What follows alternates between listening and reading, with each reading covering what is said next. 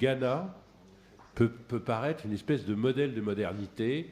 Le shilling chilien peut paraître une invention de génie, et même le naira nigérian devient une chose merveilleusement administrée avec un système bancaire formidable.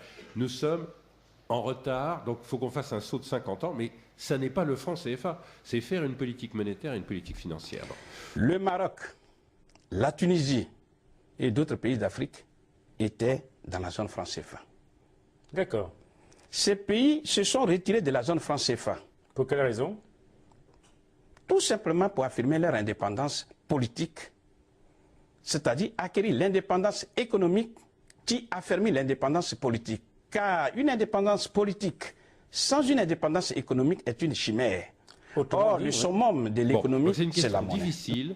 Moi, mon point de vue, il est extrêmement simple. Nous avons les instruments de la politique monétaire. Les 8 États de l'UMOA sont maîtres de leur politique monétaire.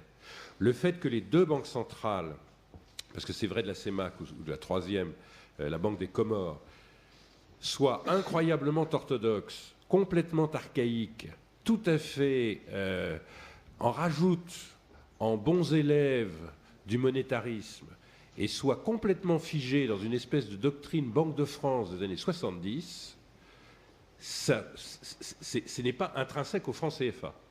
Et donc, comme l'a dit le président Ouattara pour le 40e anniversaire des accords monétaires, on a obtenu un système qui a maîtrisé l'inflation et qui a donné des bases très solides, mais maintenant il faut que ça serve à la croissance et à l'emploi.